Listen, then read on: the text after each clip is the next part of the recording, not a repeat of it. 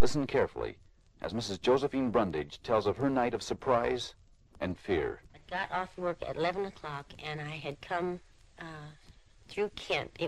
I was approximately 5 miles out of Kent.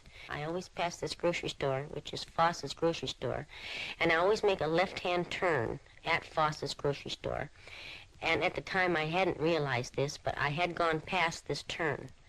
I had gone approximately 1 block past the store, where I just, from nowhere, the car was just stopped right in the road.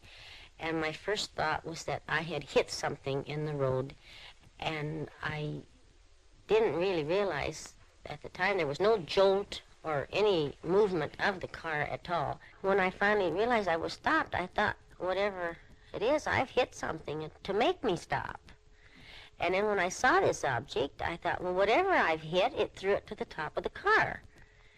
And then when it started hovering over the car, I knew that I must not have hit it, because otherwise it wouldn't be spinning like it was.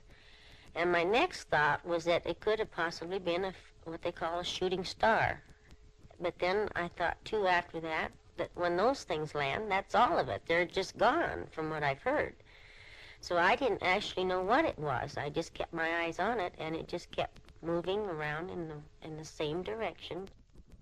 Mrs. Brundage described the object that circled over the hood of her car.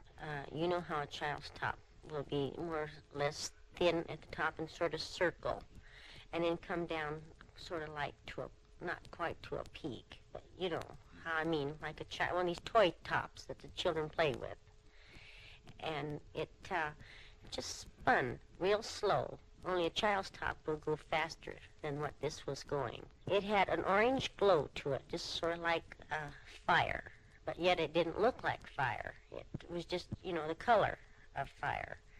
The whole thing was completely covered, you know, with this orange glow. The more I watched it, the more I was more or less under its spell, it seemed like, because I couldn't even move. All I could do was just watch it. And I just kept thinking to myself, what is it? What does it want, and why doesn't it go away? It did go away in approximately 2 minutes. It was then that Mrs. Brundage noticed that her radio, lights, and car clock had been off. They came on in a few minutes, and after some difficulty, she got her car started. Imagination? Well, maybe. But the next day, the car battery was dead, and Mr. Brundage was very sure of the reality of it when he had to spend $20 hard-earned dollars on a new battery. The old one was damaged beyond the point of recharging.